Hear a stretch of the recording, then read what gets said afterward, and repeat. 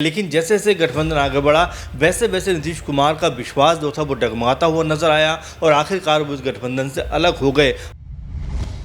चुनावों से पहले राजनीतिक पार्टी के नेताओं के बीच में आपसी फुटमस दिखाई दे रहा है, लेकिन चुनाव से पहले एनडीए में भी बड़ी दरार देखने को मिल रही है।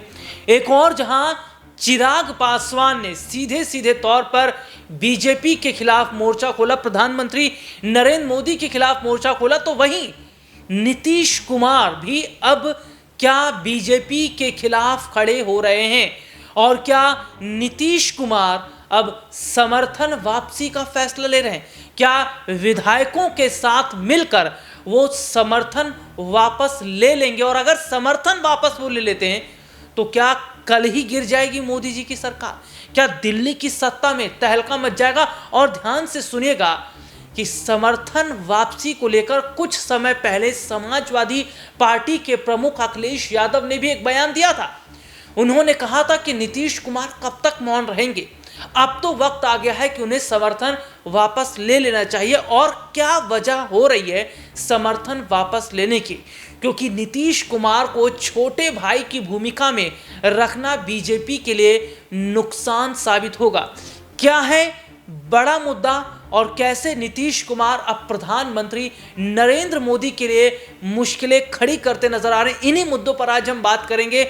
और बात करने के लिए हमारे साथ मौजूद है हमारे खास सहयोगी अमन सर। सर बहुत बहुत स्वागत है इस प्रोग्राम में आपका। सर अखिलेश यादव ने कुछ वक्त पहले कहा था, जब जेपी सेंटर जाने से उन्हें रोका गया था, तो उन्होंने कहा था कि नीतीश कुमार के जो गुरु हैं जयप्रकाश नारायण, उनका अपमान हुआ है और ऐसे में ये अपमान उन्हें बर्दाश्त नहीं करना चाहिए, क्योंकि बीजेपी ने उनके गुरु का अपमान किया, तो उन्हें अब तो समर्थन वापस लेना चाहिए। झारखंड की बात करते हैं तो जो विधानसभा चुनाव होने वाले वहां पर आपने 2 सीटें देने की कोशिश की, और बिहार में जो साल 2025 में विधानसभा चुनाव होने वाले हैं, उस चुनाव से पहले बीजेपी अपना ही सीएम चेहरा लॉन्च करने की कोशिश कर रही है। तो ऐसे में नीतीश कुमार के पास कुछ रह ही नहीं रहा है, और कहीं ना कहीं नीतीश का भी सर वही हाल हो रहा है जो चिराग का हुआ, जो उद्धव ठाकरे का हुआ, जो बीजेपी के साथ जुड़ के सहयोगी पार्टी रही, उनका हाल हुआ।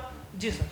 देखिए, बिल्कुल बिहार की राजनीति में अगर हम देखें तो जाहिर बात है नीतीश कुमार एक बड़ा चेहरा है, बड़ा नाम है। और एक ये भी बात सच है कि जब इंडिया गठबंधन बना था तो उसकी नींव जो थी वो खुद नीतीश कुमार ने डाली थी, और यहाँ तक कहा जा रहा था कि भाई इसके कोई पीएम पद के उम्मीदवार होंगे तो वो नीतीश कुमार होंगे। लेकिन जैसे जैसे गठबंधन आगे बढ़ा वैसे वैसे नीतीश कुमार का विश्वास जो था वो डगमगाता हुआ नजर आया और आखिरकार वो इस गठबंधन से अलग हो गए। अखिलेश यादव ने कुछ दिनों पहले यही बात कही कि भाई मुझको इंडिया गठबंधन में लाने वाले नीतीश कुमार थे, लेकिन वो खुद इससे अलग हो गए। तो उन्होंने कहा कि उनको अब इंडिया गठबंधन वापस आना चाहिए। मुझे पूरी उम्मीद है कि वो वापस आएंगे। ये भी कहते हुए नजर आते हैं कि सारे पत्ते मैं अभी नहीं खोल सकता। तो कहीं ना कहीं कोई ना कोई ऐसी खबर है, ऐसी बात है जिसकी वजह से अखिलेश यादव इतना कह सकते हैं विश्वास के साथ में ये बात बोलते हुए नजर आ रहे हैं। दूसरी महत्वपूर्ण बात, जैसे जेपी पूरे मामले को हमने देखा कि जिस तरह से जेपी सेंटर को पूरा ब्लॉक करवा दिया गया, ऊपर तक जो कह सकते हैं बैरिकेटिंग ऐसी करवा दी गई कि कोई उसके अंदर जा ही ना पाए, और उसको लेकर भी अखिलेश यादव ने कहा कि भाई किस तरह का ये माहौल जो है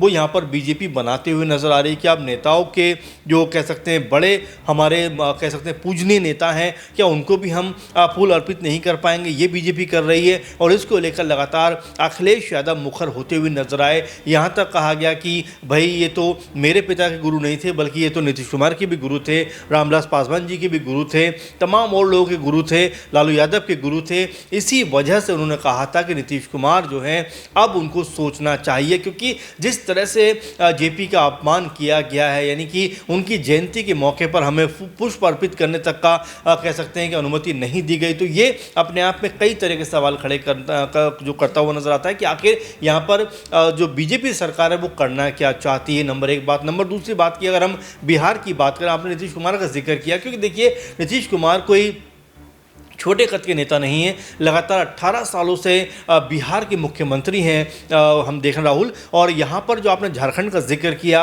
मुझे जहाँ तक याद है ठीक कि नीतीश कुमार की तरफ से कहा गया था कि हमें कम से कम 10 से 12 सीटें झारखंड में चुनाव लड़ने के लिए चाहिए। लेकिन अब जो फाइनल लिस्ट सामने आती है उसमें 2 सीटें जेडीयू को मिलती हैं और 10 सीटें आजसू को दी जाती हैं। ये अपने आप में बड़ा सवाल खड़ा करता है कि आजसू को आपने 10 सीटें दे दी, वहीं जेडीयू के खाते में महज 2 सीटें और चिराग पासवान को तो महज एक सीट मिली। तो ये कई तरह की चीज़ें जो कहीं ना कहीं आपस में बिगाड़ की स्थिति पैदा करते हुए नजर आते हैं। अब अगर बिहार लौट आए तो यहाँ पर भी लगभग साल भर के अंदर चुनाव होने वाला है। ऐसे में अभी से एक हलचल मचती हुई नजर आ रही है, हलचल कह सकते हैं देखने को मिल रही है। कुछ दिनों पहले एक मीटिंग भी होती है, उसमें नीतीश कुमार बैठे होते हैं, काफ़ी मुस्कुरा रहे होते हैं, उनके पास वाली सीट खाली पड़ी रह जाती है और जीतन राम मांझी नहीं पहुंच पाते, चिराग पासवान नहीं पहुंच पाते हैं। फिर ये बात कही जाती है कि भाई दलित राजनीति के बिहार में दो बड़े चेहरे, यानी कि तीन भी मान सकते हैं आप, कि इसमें मांझी का जिक्र आप कर सकते हैं, चिराग पासवान का जिक्र कर सकते हैं, एक और चेहरा पशुपति पारस जो खुद चिराग पासवान के चाचा भी हैं,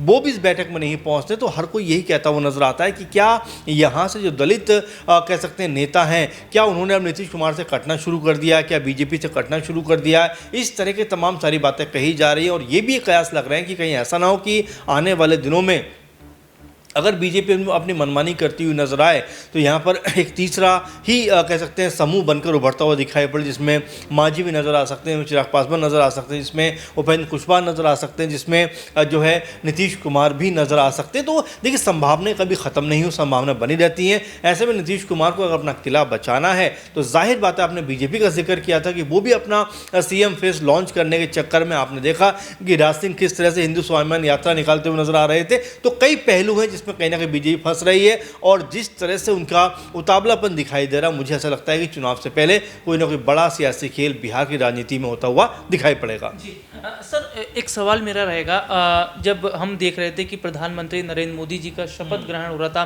प्रधानमंत्री मोदी जी जब पीएम पद की शपथ ले रहे थे तो उस दौरान उन्होंने कहा था कि नीतीश कुमार ही जो है वो बिहार के मुख्यमंत्री बने रहेंगे।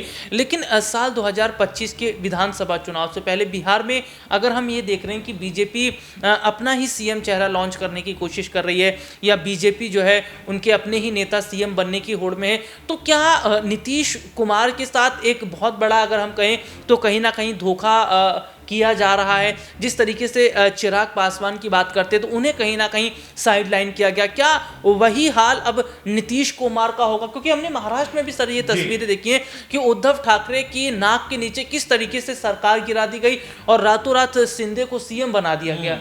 देखिए, बिल्कुल जाहिर बात है राहुल, और हम बारंबार ये चीज़ देखते हैं कि बीजेपी यूज़ एंड थ्रो की पॉलिसी पर कहने का काम करती है। जब तक आपकी ज़रूरत थी आप साथ लेकर चले, जैसे आपकी ज़रूरत ख़त्म होती या तो आप उन्हें उठाकर बाहर फेंक देते हो या फिर उनके पूरे दल को ही अपने अंदर समेट लेते हो या दलों को आपस में बांटने का आप काम करते हो। आप देखिए दुष्यंत चौटाला का आज क्या हाल है। अगर हम 2019 की बात करें तो उनके पास 15% वोट आए थे, इस दफ़ा उनके पास 1% वोट भी नहीं आए। आप जरा महाराष्ट्र में चलिए, महाराष्ट्र में देखिए उद्धव ठाकरे की पार्टी शिवसेना कितनी मजबूत पार्टी थी, वहाँ पर वो 2 हिस्सों में बढ़ जाती है। ये सत्ता की वजह से आप अजीत पवार गुट की बात करते हैं, आप शरद पवार गुट की बात करते हैं, दोनों को अगर हम कह सकते हैं 2005 साल पहले देखें तो एनसीपी बड़ी मजबूत पार्टी नज़र आती थी, वो 2 हिस्सों में बांट दी। आप देखिए विकासशील इंसान पार्टी जो है वीआईपी मुकेश सहनी की, वो उनके विधायक आपके बीजेपी अपने अंदर मिलाती हुई नजर आती है। कांग्रेस पार्टी का तो उन्होंने कह सकते हैं कई राज्यों में जो सरकारें गिराई हैं, आप कर्नाटक देख सकते हैं, आप गोवा देख सकते हैं, मध्य प्रदेश आप देख सकते हैं, तमाम जगह पर बीजेपी ने कह सकते हैं अपने छल बल का इस्तेमाल करते हुए सरकारों को गिराकर अपनी सरकारें बनाई हैं। और हम बिहार की बात करें तो बिहार में भी अभी साल भर नहीं हुआ है, जनवरी की बात है कि नीतीश और आरजेडी दोनों मिलकर चल रहे थे। 17-18 महीने की सरकार भी हो गई थी, बीजेपी ने अचानक से तख्ता पलटा और नीतीश कुमार को अपने खेमे में बुला दिया। यही अमित शाह जो चाणक्य कहे जाते हैं, कहते थे कुछ दिनों पहले तक कि जो नीतीश कुमार के लिए बीजेपी के सारे दरवाजे बंद हो चुके हैं, अब उनकी एंट्री बीजेपी में नहीं होगी। लेकिन वो फिर बीजेपी में शामिल हो जाते हैं। सम्राट चौधरी कहते हुए नजर आते हैं कि जब तक मैं अपने सर से सत्ता से बुखार नहीं फेंकूँ नीतीश कुमार को, अपने सर से मैं मुरेठा नहीं खोलूंगा। तो ये तमाम सारी बातें हैं कि अपनी ही कही वही बात को गलत साबित करती हुई बीजेपी नजर आती है, लेकिन सब सिर्फ फायदे के लिए उनको लग रहा है कि यहाँ पर अकेले दम पर चुनाव में वो नहीं जा सकते। तो जाहिर बात है नीतीश कुमार और चिराग पासवान साथ लेकर चल रहे हैं। अगर आप मान के देखिए कि अगर यहाँ बीजेपी अलग होकर चुनाव लड़ती है तो यहाँ बीजेपी को मुंह की खानी पड़ेगी। बीजेपी को अच्छे से पता है, क्योंकि जेडीयू और बीजेपी साथ मिलकर चुनाव लड़े और खासकर चिराग पासवान भी साथ मिलकर चुनाव लड़े 2024 का। आप देखिए जेडीयू को 12 सीटें मिली हैं, 12 बीजेपी को मिली हैं और 5 जो है चिराग पासवान को मिले। कि वोट शेयर है और यहाँ पर बीजेपी अलग थलग होती है तो यहाँ पर सबसे अधिक नुकसान बीजेपी का होगा जी।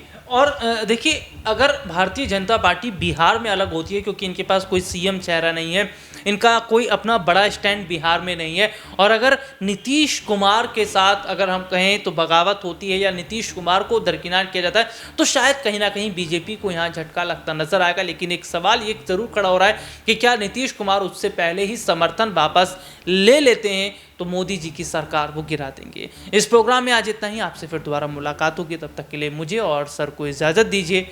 नमस्कार।